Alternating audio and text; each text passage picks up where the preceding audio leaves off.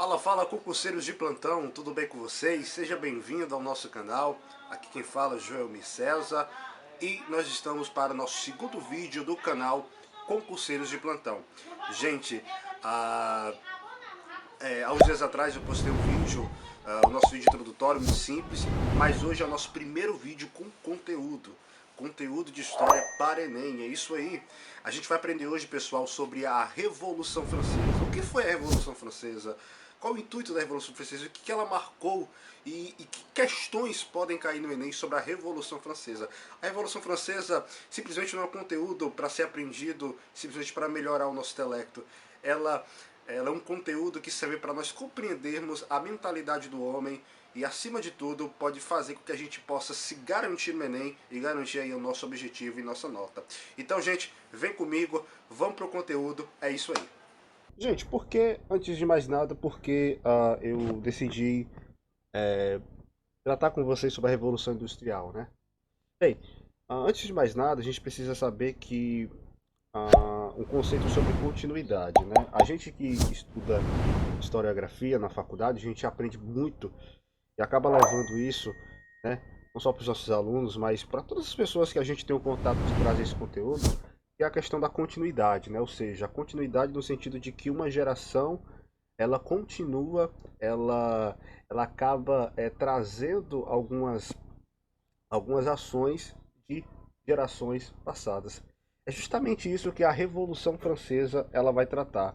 Ela nada mais é do que uma continuidade, e nós que somos, né, a geração do século XXI, que vivemos supostamente, né, em democracias, em governos liberais, a gente é o legado, a gente é a continuidade do que os franceses na Revolução Francesa fizeram, né, quebrando aí o antigo regime, trazendo até nós essa grande continuidade que é o governo tríplice, dividido entre tanto executivo, judiciário e legislativo, e as questões da Revolução Francesa que nós vamos tratar, que é igualdade, liberdade e fraternidade. Então, eu escolhi esse conteúdo justamente pelo nível de, de,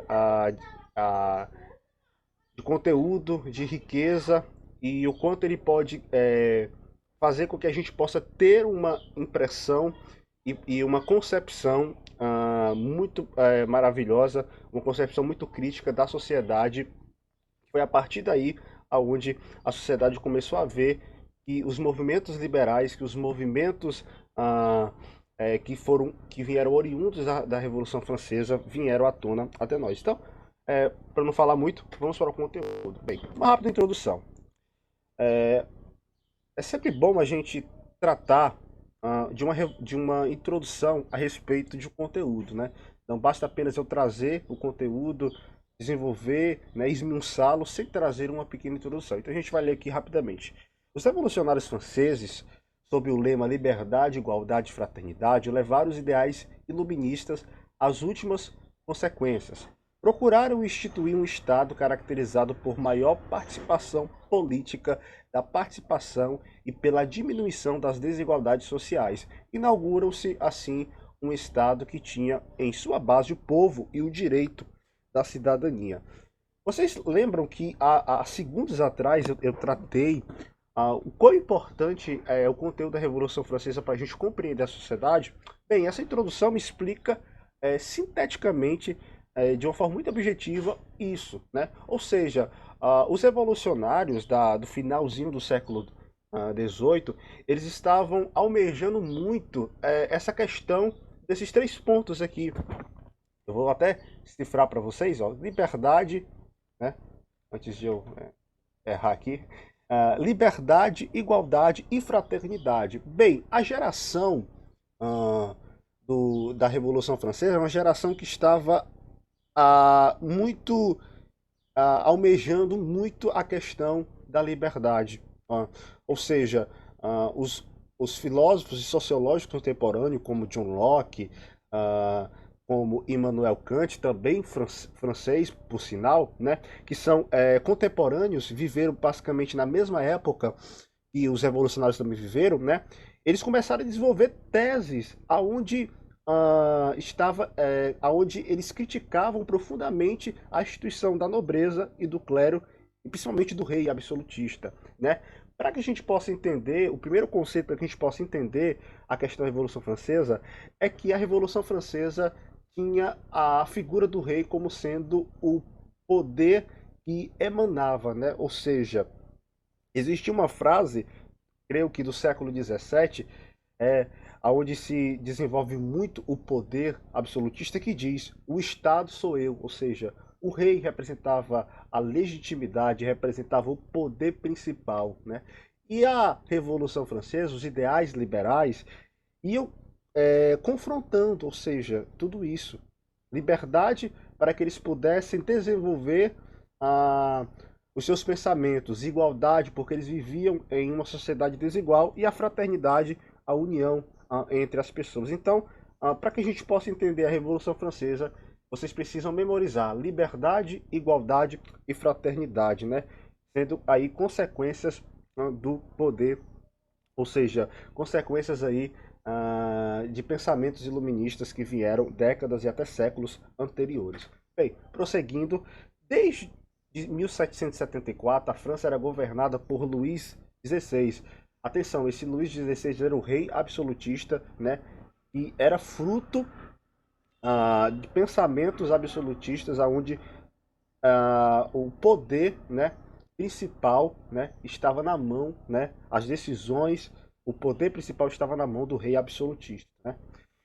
Então a gente vai continuar lendo e diz o seguinte: distante dos interesses da maioria da população que viviam em miséria, o rei governava o país de longe, do Palácio de Versalhes nos arredores de Paris. Ou seja, o exemplo da França era o exemplo não só daquele país especificamente, mas era o exemplo de muitas monarquias, né, da Europa, né? Aqueles reis, eles pregavam uma espécie de governo onde simplesmente ah, aqueles que estavam ao redor dele eram que eram favorecidos, né? Parece que existe alguma ligação, né, com a nossa sociedade de hoje, né? A gente fala bastante que os nossos governantes, que os nossos prefeitos, governadores, até mesmo executivo como presidente, né, governa somente para uma parcela, né? E você percebe que desde 1774 que essa pregação ideológica, essa pregação política de mudança, de igualdade, né, já era feita já desde essa época, há mais de 250 anos atrás, né? Ou seja, então ele governava simplesmente uma parte pequena da população, né? E esquecia, né? Da miséria, esquecia da pobreza, né? E da maioria da população, né? Que na verdade vivia nessas condições, né? Ou seja, ele vivia simplesmente num tipo de contexto político onde simplesmente governava para si, mas não lembrava para os seus governados, né? Então isso, pessoal, era simplesmente o cenário francês, né? O cenário francês era basicamente resumido. Então ele governava de longe em seu palácio, que está lá em Versalhes, né? Para quem quiser ir para Paris, né? Este palácio ele virou um bem tombado, né? Explica, né, de forma muito profunda como se dava o poder absolutista na França nessa época. Então você pode ir lá em Paris, se você tiver uma boa condição, e fazer uma visita ao Palácio de Versalhes. Bem, prosseguindo, outro ponto também para a gente entender a Revolução Francesa era como era dividida as classes sociais. Primeiro era o clero, a nobreza e o povo. Perceba, os mais favorecidos desta classe, né, era simplesmente o clero, que simboliza a igreja, né, o poder da igreja, da igreja católica. Perceba que a França ela tem influência bastante profunda do catolicismo, diferente de outras monarquias, né? Existem algumas, por exemplo, a Inglaterra ela tem uma força muito profunda do anglicanismo, que é o protestantismo, né? E já a França, Portugal, Espanha, né, monarquias que viviam naquela época, tinham um grande poder do clero, né? Uma das coisas que nós mais falamos hoje é que a igreja ela se difere, né? Ela é separada do Estado. Uma das grandes reivindicações da Revolução Francesa era que o clero, ela, deixa eu passar aqui, era que o clero ele devia estar desassociado, distante do poder, né? Ou seja, claro que existia o poder real, mas o poder do clero também tinha uma grande importância, um grande poder naquela época. Isso era fruto, isso era argumento, era ação para que muitas pessoas pudessem criticá-la. E segundo a nobreza, né, que se dava pelos príncipes, pelos duques, duquesas, pessoas que tinham alto valor financeiro. E por último, que era a maioria, era o povo, né? Ou seja, foi através do povo, né, através do que nós chamamos da burguesia, né? Saiba que burguesia, né? As pessoas hoje têm um entendimento de que burguesia, né? A pessoa é burguesa. As pessoas pensam, só porque ele é rico. Não. A burguesia, na sua forma mais genérica, é simplesmente a classe das pessoas que viviam nas cidades, né? Comerciantes, empresários, pessoas que viviam que saíram da agricultura e foram para as cidades, né? Pessoas que trabalhavam de alguma forma dentro da cidade. Burguesia não simplesmente pessoas muito ricas. São pessoas ricas, mas não é somente isso, é um conjunto muito mais profundo do que pessoas simplesmente de alta posição financeira. E o povo foi justamente a base da Revolução Francesa. A Revolução Francesa ela é uma revolução que ela consegue se diferir de muitas revoluções, como a Revolução Russa, que aconteceu no século XX, e outras revoluções que aconteceram, como revoluções de outros povos. Ela foi uma revolução que teve uma participação muito profunda do povo, né? O povo realmente se mostrou com força suficiente para tirar, né, o rei absolutista Luís XVI do poder. Então percebam que um grande ponto aqui, né, a importância crítica, a importância do povo na busca de seus direitos, né? Bem, gente, o outro ponto também para a gente entender sobre a Revolução Francesa é a queda da Bastilha, né? A queda da Bastilha, não quero ser muito longo, né? A queda da Bastilha nada mais era do que um símbolo de opressão do poder absolutista, né? As pessoas que viviam, né, e que não obedeciam ao rei absolutista viviam em total perseguição, né?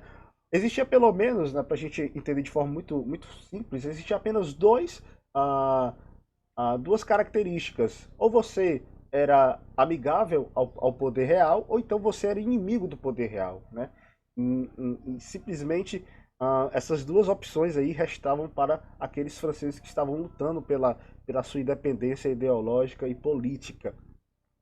Ou seja, então, em julho de 1789, é um grande marco da Revolução Francesa, praticamente a partir desse dia, né, houve um total visão, né, que foi proliferada por muitas décadas e se prolifera até hoje da Revolução Francesa, aconteceu justamente em julho de 1789, quando o símbolo de opressão, um símbolo que, que maltratava, que matava as pessoas, foi quebrado, né? Ou seja, ele foi, onde o local onde as pessoas eram presas, ele foi tomado, né, pelo povo, né, que prendeu, ou seja, que na verdade que prendeu não, que desprendeu, né, que deu liberdade a todos aqueles que eram inimigos do poder absolutista que estavam lá. Então, grave aí no seu caderno, ou até mesmo na sua mente, julho de 1789.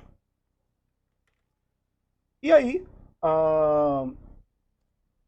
o resultado dessa revolução simplesmente não ficou apenas na boca.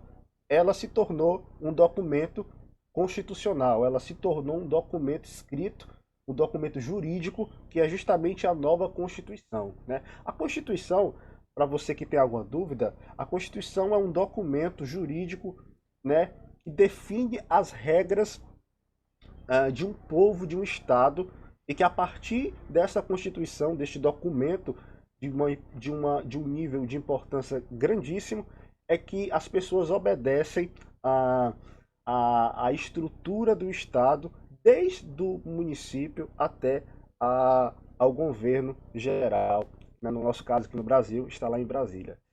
Bem, passou a vigorar a nova Constituição, que transformava a França em uma monarquia constitucional e reorganizava de acordo com a teoria da tríplice divisão dos poderes. Uma coisa que eu falei no comecinho da aula. Que tipo de divisão tríplice é essa? Executivo, legislativo e judiciário. A Constituição também é uma característica muito profunda das repúblicas e também de monarquias constitucionais, né? A grande representação dessa Constituição constitucional hoje no mundo é a Inglaterra. Na Inglaterra, que existe há pelo menos 400 anos, né? Desde a Revolução de 1618, quando se institui uma monarquia constitucional na Inglaterra, que é vigorada até hoje. Bem, vamos para as questões, né? Para nós encerrarmos aqui a nossa aula.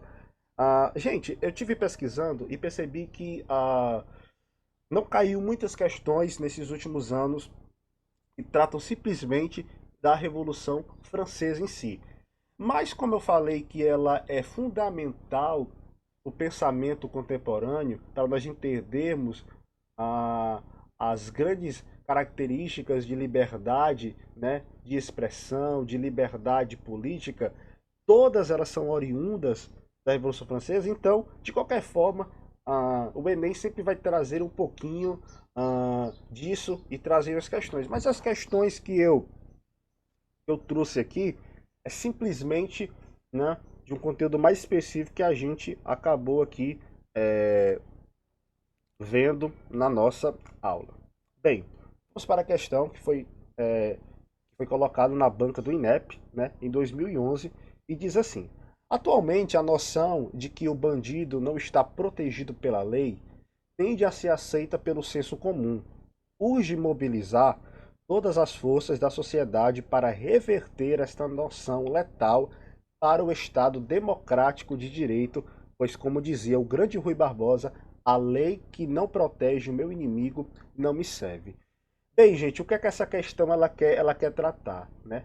Ela quer tratar sobre a questão, né, de como o Estado de Direito, que como a liberdade, né, nesse caso não liberdade de expressão, mas a liberdade de ir e vir, que justamente está na nossa Constituição, nos primeiros artigos, como ela se aplica na noção de pessoas que infringiram a lei, né? Aí ele cita aqui Rui Barbosa, que foi um grande intelectual do século XIX, né? Que teve uma contribuição muito profunda no desenvolvimento das leis naquela época. Bem, vamos aqui continuar. Ele cita aqui de onde a questão foi tirada, né? Então, para a gente não perder muito tempo, a gente vai logo para o que a questão quer. No texto, o autor estabelece uma relação entre democracia e direito que remete a um dos mais valiosos princípios da Revolução Francesa. A lei deve ser igual para todos. A inobservância deste princípio é uma ameaça à democracia. Por quê? Como assim, pessoal? Eu acho que essa palavra inobservância deixou aí uma pequena dúvida, quem sabe uma dificuldade, porque a palavra é um pouco complexa. Mas essa inobservância quer dizer que o não observar desta lei, que é na verdade a igualdade entre as pessoas, o que é que ela promove, né? Ou seja, a inobservância, a ausência de observar este princípio tão valioso da Revolução Francesa é uma ameaça à democracia. Por quê? Então a gente vai aqui analisar as alternativas. Antes de nós analisarmos as alternativas, uma grande dica que eu dou a todo mundo que está fazendo Enem é que é o seguinte: gente, sempre vai ter pelo menos uma ou duas questões alternativas que você pode descartar na hora.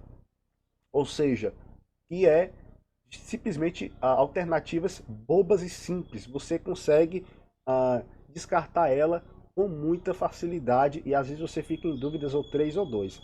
Mas bem, vamos para a questão. A inobservância desse princípio é uma ameaça à democracia, porque resulta em uma situação em que algumas pessoas possuem mais direitos que outras. Será que é essa? Então vamos continuar.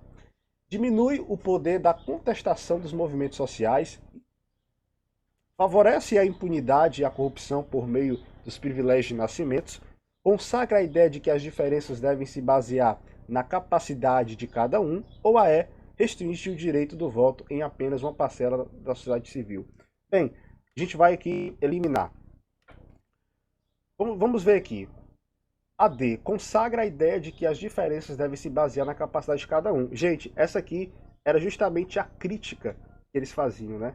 Ou seja, a Revolução Francesa descarta qualquer possibilidade, o pensamento da Revolução Francesa descarta qualquer possibilidade de a pessoa ser capaz de ser melhor que alguém, né? Então, essa aí já seria uma alternativa que a gente poderia descartar. Bem, a alternativa C diz assim: favorece a impunidade e a corrupção por meio dos privilégios de nascimento.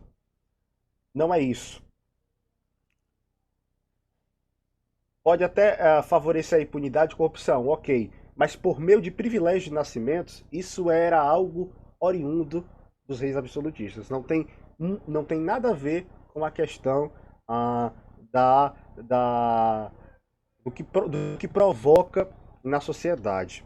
A alternativa B diz assim: diminui o poder de contestação dos movimentos sociais organizados. Muito pelo contrário, isso só faz crescer o poder de contestação, né? Não existe muito sentido eu diminuir o poder de contestação, sendo que isso está claro que é um problema constitucional, né? E a E, né, restringe o direito de voto a apenas uma parcela da sociedade civil. Essa questão aqui, ela também está descartada, né? Porque o ponto aqui da questão está querendo saber o que ela provoca em termos de igualdade, né? Aqui você poderia até ficar em dúvida, mas a alternativa correta é a alternativa A, que resulta em uma situação em que algumas pessoas possuem mais direito do que as outras, né? Ela é mais completa, mesmo sendo simples, porque a igualdade, o grande princípio da igualdade é que pessoas têm direitos da mesma proporção de pessoas. Não é por privilégio de nascimentos, como a C diz, não é pela capacidade ou não é pelo direito do voto. É simplesmente o problema é simplesmente quando a pessoa tem mais direito do que as outras. Ou seja, quando a pessoa vai ser presa, ela deve ser julgada de acordo com o mesmo, de acordo com o seu delito, e mesmo que ela seja o Lula, né? Por exemplo, Lula que foi o ex-presidente da República, né? Ele foi preso simplesmente por fazer crimes constitucionais, né? Ele foi julgado da mesma forma e foi condenado da mesma forma como uma pessoa que mata alguém, né? Então a ela consegue sintetizar profundamente a nossa questão, porque neste caso isso provoca o sentido de que as pessoas têm mais direito do que as outras. Então, o grande sentido aqui não é as pessoas terem mais direito do que as outras, é o direito ser igual a todos, a branco, a rico, a pobre, seja lá qual seja a cor ou a posição financeira. O grande problema aqui, né? Na verdade, antes de eu terminar, a, a questão ela não pede a solução, né? A questão ela pede que tipo de ameaça, qual é o problema. Então, essa questão aqui era simplesmente para trazer o problema. O problema não era o direito de voto, o problema não era a impunidade, como fala assim, o problema era que as pessoas tinham mais direitos do que as outras. E que o grande ponto da questão aqui, e para a gente entender a igualdade, é que todas as pessoas têm direitos iguais. Sabe que, só para encerrarmos aqui, um dos grandes pontos da nossa Constituição penso que no artigo 1º, diz que todos somos iguais perante a lei. Isso aí é fruto da Revolução Francesa, isso é fruto da primeira base da Revolução Francesa, que é igualdade. Gente, felizmente a aula ficou um pouco mais prolongada, né, do que eu pensei. Vocês vão me perdoando, só deu para fazer essa única questão, mas na próxima aula eu vou tentar trazer pelo menos 2 questões por aula para a gente aí sintetizar, né? E a gente objetivar, digamos assim, aplicarmos na prática mais questões para que a gente não fique somente na teoria, no boca a boca, mas que a gente possa aí aplicar aquilo que a gente estudou, tá bom? Muito obrigado você que nos assistiu. Ah, Desde já quero a sua parceria aí, se inscrevendo no canal, curtindo, né? E você pode aí dar o feedback. Se você gostou dessa aula, né? Dê aí. E se você acha que precisa de alguma coisa, também pode comentar. Dependente da opinião do seu feedback, dependente da opinião da sua resposta, toda resposta é válida, portanto que haja respeito. Então você pode aí descrever a sua resposta, o que você achou dessa aula e que tipo de aulas vocês querem. Vocês podem botar nos comentários que tipo de aula vocês querem e ao longo do tempo eu vou estar tentando trazer. Então, gente, muito obrigado e que Deus abençoe vocês.